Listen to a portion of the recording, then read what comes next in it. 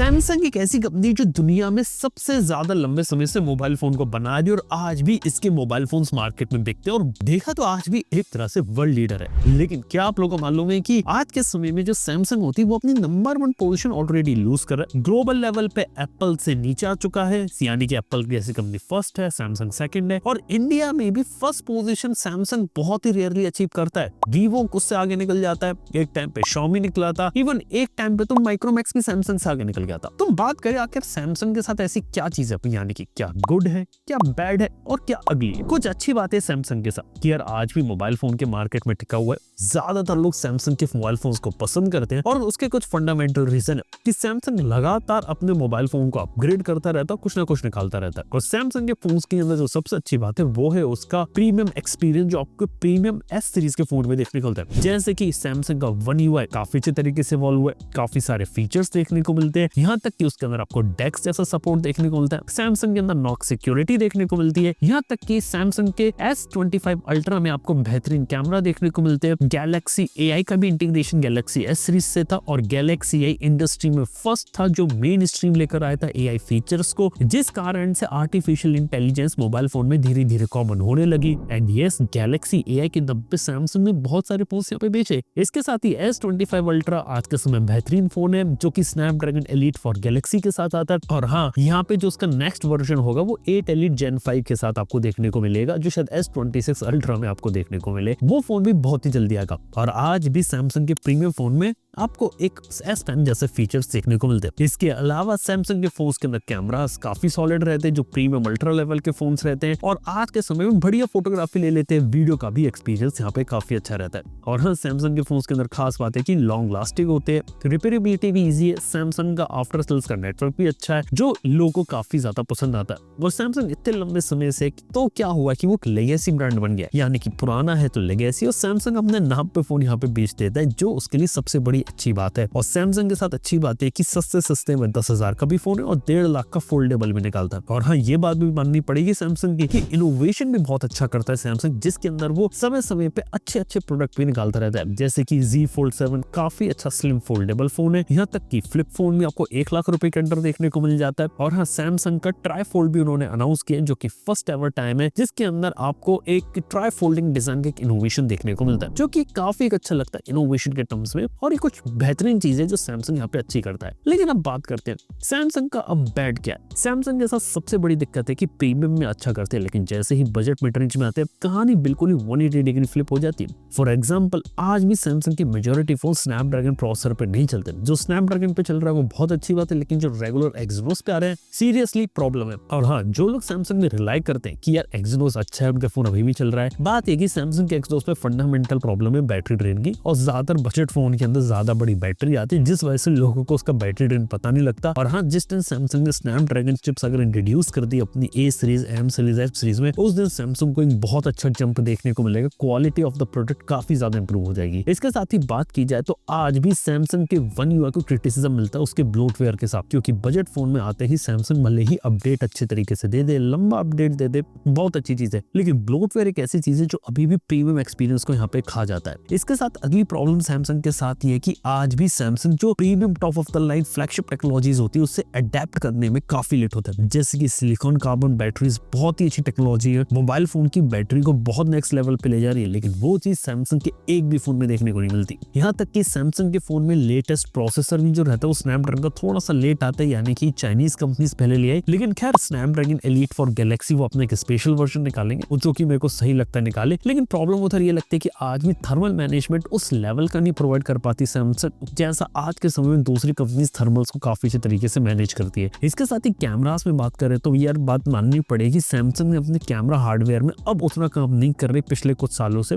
यानी कि 2021-2022 तक कैमरा हार्डवेयर में इंप्रूवमेंट था, धीरे धीरे कैमरा हार्डवेयर बेटर हो रहा था। आज के समय में कैमरा हार्डवेयर उस लेवल पर बेटर नहीं हो रहा है, और आपको कंपटीशन में ज्यादा बेटर कैमरा हार्डवेयर मिल रहा है। आप खुद देखिए, ओप्पो का Find X9 Pro और वीवो का X300 Pro, ये दोनों ही कमाल के फोन है। आज के समय में एक्सटर्नल लेंस को सपोर्ट करते हैं और फोटोग्राफ की क्वालिटी को बिल्कुल ही नेक्स्ट लेवल पे ले जा रहे हैं, जो कि बहुत ही अच्छी चीज है। और आज के समय में अगर मैं इससे कंपेयर करता हूँ ना फोटोग्राफी के एक्सपीरियंस में, तो सैमसंग के कैमरास कहीं ना कहीं थोड़े से लैग करते हुए चले जाते हैं। ये भी एक फंडामेंटल चीज है। इसी के साथ ही सैमसंग के फोन्स के अंदर प्रॉब्लम इधर ये कि यहाँ पे बजट फोन्स के अंदर वैसी क्वालिटी, वैसा मजा देखने को नहीं मिलता। प्रॉब्लम इधर आती है कि यहाँ पे जो क्वालिटी रहती है फोन्स की, वो काफी ज्यादा डेटोरिएट हो जाती है और कस्टमर को वैसा अच्छा एक्सपीरियंस नहीं मिल पाता। हालांकि एक जगह सैमसंग सिर्फ अच्छा काम करती है, वो करती है लंबे सॉफ्टवेयर अपडेट का, तो वो तो चलो एक बहुत ही अच्छी चीज है। लेकिन इसके अलावा बाकी जगह जो सैमसंग होती है वो बहुत जगह मात खा रही है। और देखा जाए तो पूरी जो प्रोडक्ट लाइनअप है, स्पेशली गैलेक्सी M सीरीज और F सीरीज की, वहां पे इसे टोटली री इनोवेट यहाँ पे करने की जरूरत है और पूरी कैटेगरी को रीडिफाइन करने की जरूरत है। जहाँ पे अच्छा हार्डवेयर लेकर आओ, एक अच्छी क्वालिटी का डिस्प्ले लेकर आओ, कैमरास पे काम करो, बैटरी पे काम करो और एक अच्छा प्रीमियम क्वालिटी का प्रोडक्ट बनाकर दो जो उनकी प्रीमियम S सीरीज की लाइनअप को मैच करे। यानी कि आपकी S सीरीज में प्रीमियमनेस है, लेकिन M सीरीज, F सीरीज और बजट फोन में प्रीमियमनेस बहुत मिसिंग है। और आज के समय में वो फोन कम से कम 3 साल 4 साल पुराने डिजाइन के लगते हैं। तो वहां पे एक बहुत बड़ा चेंज इधर लाने की जरूरत है, जिससे लोगों को भी एक अच्छा प्रोडक्ट एट द एंड मिले और लोगों को एक अच्छा एक्सपीरियंस मिले।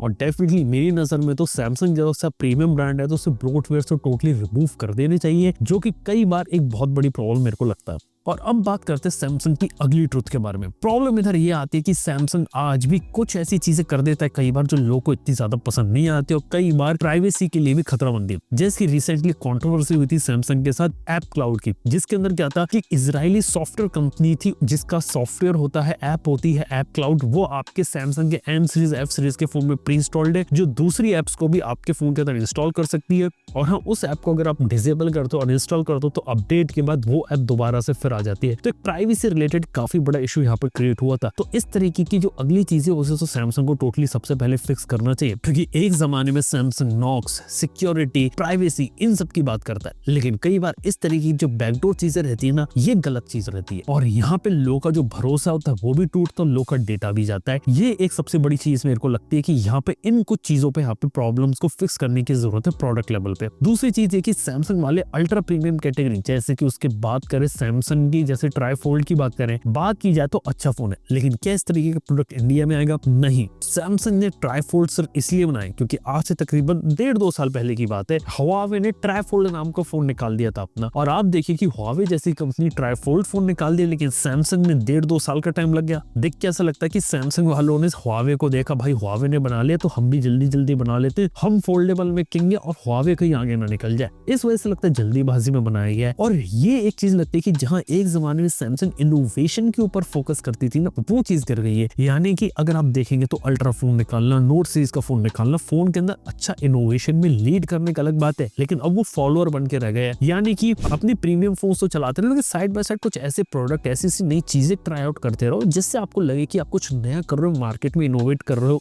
ये एक चीज है। गैलेक्सी आई अच्छा एग्जांपल था, सही टाइम पे एआई टेक्नोलॉजी पे जंप कर गए, लेकिन अब जमाना एआई पावर्ड ओएस का, और सैमसंग को अगर आगे निकलना है तो मेरी नजर में आर्टिफिशियल इंटेलिजेंस का पूरा पावर्ड ओएस गूगल के साथ मिलकर कुछ भी करके बना है, जिसके अंदर ऑन डिवाइस लेवल पे एआई का ऐसा यूज किया जा सके जिसके अंदर आप सारी चीजें खुद कर सको। तो उस लेवल पर अगर सैमसंग इधर काम करेगी तो बहुत अच्छा आगे ग्रो कर सकते हैं, क्योंकि हार्डवेयर वाइज तो इनोवेशन की एक लिमिट और एक पीक हिट हो चुका है, जिसमें सैमसंग ऑलरेडी ब्लैक कर रहा है। लेकिन सॉफ्टवेयर में अगर लीड करके अगर नेक्स्ट जनरेशन और डिवाइसेस के लिए तैयार हो जाए तो एक बहुत अच्छी चीज रहेगी। इसके साथ ही देखा है तो हाँ, सैमसंग का इकोसिस्टम आज के समय में है, लेकिन आज में उतना ज्यादा इंटरकनेक्टेड नहीं है। यानी कि लोग सैमसंग का मोबाइल फोन लेंगे तो किसी दूसरी कंपनी का ईयरफोन लेंगे, वॉच किसी चौथी कंपनी की लेंगे, लैपटॉप किसी 5वीं कंपनी का यूज करेंगे। सैमसंग को ना और तक अच्छा तरीके से टाइट इंटीग्रेशन इकोसिस्टम बनाने की जरूरत है, क्योंकि सैमसंग का मेन कॉम्पिटिटर चाइनीज नहीं एप्पल है, और आज के समय सैमसंग एप्पल को ज्यादा कॉपी करता है, जैसे टाइटेनियम बॉडी के अंदर, या फिर सैमसंग जो डिजाइन फिलॉसफी रहता है कई बार एप्पल के आईफोन से ले रहा है, और धीरे धीरे सैमसंग के मोबाइल फोन रहते हैं वो एप्पल के आईफोन की नकल बनते हुए जा रहे हैं। इन चीजों पे सैमसंग सैमसंग को यहाँ पे फोकस करना है और यहाँ पे अपनी यूनिक आइडेंटिटी बनानी है। ये चीज यहाँ पे सैमसंग भूलता जा रहा है और डेफिनेटली सैमसंग को अपनी एक्सनोस लाइनअप को और पूरी तरीके से रिफाइन करने की जरूरत है। सैमसंग ने एक्सनोस की जो प्रीमियम सीरीज आती है वो स्नैपड्रैगन के आगे टिक नहीं पाती और फंडामेंटल चीज है कि सैमसंग उसके बेंचमार्क वगैरह कुछ भी बता दे, प्रॉब्लम आती है उसके अंदर बैटरी ड्रेन वगैरह की। और हाँ, जहाँ पर भी लोग अब स्मार्ट हो गए कि सैमसंग का अगर S24 एक्सनोस वाला है तो उसे नहीं लेंगे, लेकिन S24 का जब स्नैपड्रैगन वाला वर्जन निकालते हैं बिग बिलियन डे में उसे यहाँ पर लेते हैं। तो ये कुछ चीजें हैं जो सैमसंग को यहाँ पे इधर फिक्स यहाँ पे करने की जरूरत है। इसके अलावा देखा जाए तो क्वालिटी प्रोडक्ट्स पे और ज्यादा फोकस करे और यहाँ पे जितने भी बजट फोन्स निकालती है ना, सभी के सभी ODM पार्टनर का यूज करके निकालती है। तो वहां पर भी अगर वो कुछ इनोवेशन, कुछ नई चीजें ट्राई आउट करे तो बहुत अच्छी चीज रहेगी उनके लिए। एल्स यहाँ पे मेरे को ऐसा लग रहा है कि धीरे धीरे अगर सैमसंग इसी डायरेक्शन में बढ़ती रही और अपने आपके प्रोडक्ट वाइज अगर नहीं उतारा तो मार्केट में अपनी पोजीशन लूज करेगी। जैस की बात करें ऑलरेडी एप्पल जैसी कंपनी से वो लूज कर चुके ग्लोबल लेवल पे, जो कि बहुत बड़ी बात होती है। जहां एप्पल सिर्फ महंगे फोन बनाता है, सैमसंग हर प्राइस सेगमेंट पे फोन बनाती है, तब सैमसंग का पीछे होना बहुत बड़ी बात है क्योंकि सैमसंग की प्रेजेंस किसी दूसरी चाइनीज कंपनीज के कंपैरिजन में दुनिया में सबसे ज्यादा है और सबसे स्ट्रॉन्ग डिस्ट्रीब्यूशन नेटवर्क है। यानी कि अच्छा प्रोडक्ट बना के वो मार्केट को बहुत अच्छी जल्दी ग्रैब कर सकते हैं, लेकिन ये अपॉर्चुनिटी मिस करना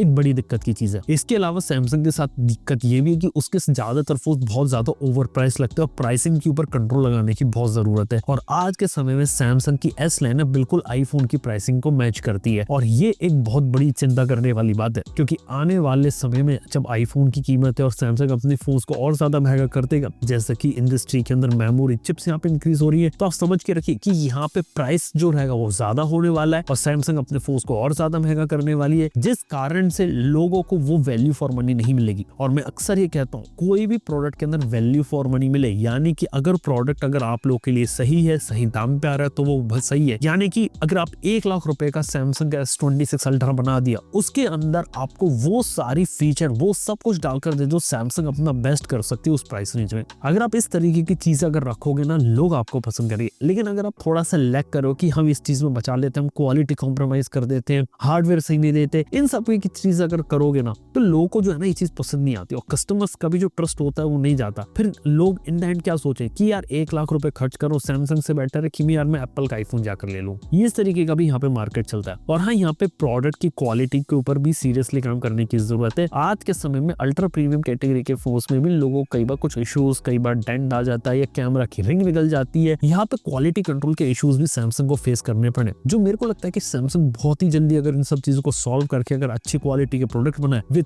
premium after sale service experience दे तो ये एक काफी अच्छी बात रहेगी। तो दोस्तों देखते हैं आने वाला फ्यूचर यहाँ पे सैमसंग के साथ क्या रहता है, क्या नई चीजें देखने को मिलती है और कैसे सैमसंग इनोवेशन आने वाले फ्यूचर के अंदर करता है। बाकी आप लोगों को सैमसंग जैसा ब्रांड यहाँ पे कैसा लगता है, क्या अच्छा लगता है या बुरा लगता है, उसके बारे में जो भी आपको ओपिनियन है नीचे कमेंट बताना ना भूलना। थैंक यू, बने रहने के लिए। मैं आपसे मिलता हूँ अपने नेक्स्ट वीडियो के अंदर। Good bye.